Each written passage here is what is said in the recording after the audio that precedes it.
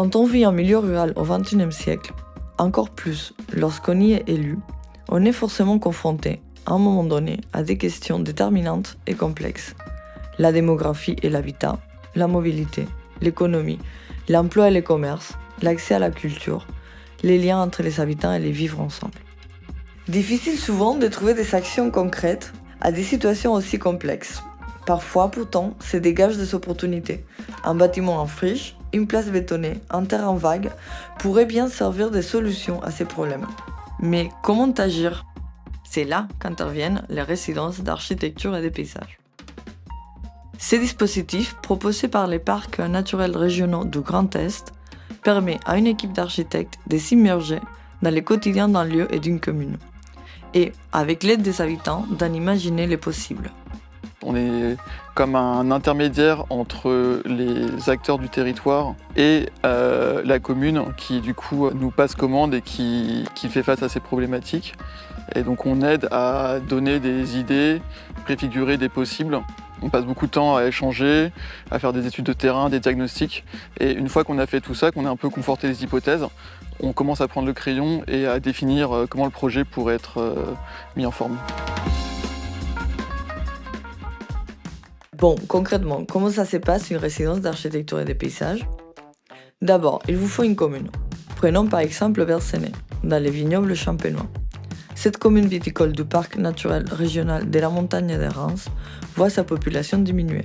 Elle manque de logements à vendre ou à rénover.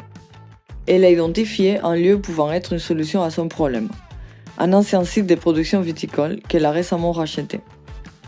Elle a des idées pour les transformer, mais a besoin de les conforter et d'une méthode pour clarifier son projet.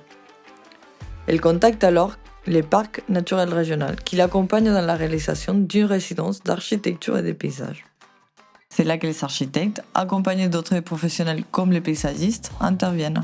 Ils vont d'abord passer plusieurs jours à observer les lieux, mais surtout à échanger avec les élus, acteurs locaux, habitants, pour bien comprendre la situation et réaliser les meilleures propositions. Ces échanges seront réguliers, les résidences se veulent participatives. Enfin, les architectes résidents proposent des pistes concrètes pour l'avenir du lieu étudié.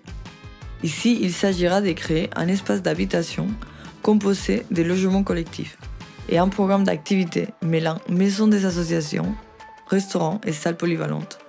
Le tout en conservant les bâtiments à haute valeur patrimoniale. L'enjeu, c'est vraiment de pouvoir accompagner les communes et de leur donner des outils et des pistes pour valoriser leur territoire et répondre aux besoins des habitants.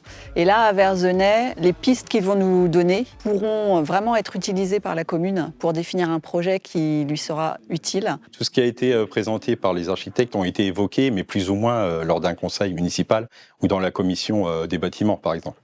Le problème, c'est qu'on n'avait rien de concret. Là, on va se munir d'un outil qui sera concret et qui nous donnera peut-être une démarche dans le futur. C'est un métier aussi d'imaginer l'avenir des bâtiments. Nous, on est élus, on a tous des professions différentes.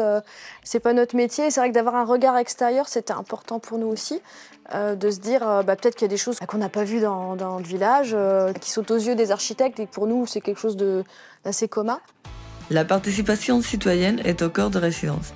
Les architectes déploient différentes méthodes pour recueillir les besoins et faire germer les idées. On sollicite notre avis sur quelque chose qui aura un impact sur notre quotidien et notre vie dans le village. Et je crois que c'est assez important finalement de pouvoir participer à ce genre d'événement parce que c'est concrètement, on se projette sur comment on souhaite vivre demain dans ces formes de ruralité. Moi, ce qui me plaît, c'est qu'on va accueillir des familles, on va accueillir des personnes âgées, on va accueillir des lieux de vie, des restaurants, puis on manquait beaucoup de structures pour faire des réunions, pour faire du sport. Donc je crois que tout va être réuni, c'est bien. On se rend compte que les gens sont très contents d'être inclus dans les décisions, dans le projet, sont présents. Ils répondent souvent quand même à toutes nos demandes.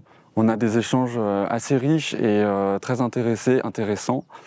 Et donc nous, on trouve que c'est une bonne méthodologie parce que ça permet aux gens de se sentir inclus, Ils donnent un avis, parfois on écarte leurs propositions, on leur explique pourquoi, et c'est systématiquement très bien compris, parce qu'on est en amont et qu'on leur explique et qu'il y a de la pédagogie. Puis c'est la place de l'architecture d'être sur la place publique. C'est pas quelque chose qui doit être seulement ésotérique et dans des cabinets reclus de toute décision, de tout partage. On pense que c'est un bien commun. Une fois passé la résidence, outils en main et perspective en tête, se pose la question de la concrétisation des propositions. Un nouvel écueil, pas si insurmontable que ça. Pour aider les communes à franchir les pas, les parcs naturels régionaux du Grand Est continuent d'accompagner les projets, avec comme objectif d'écrire ensemble des nouvelles réalités.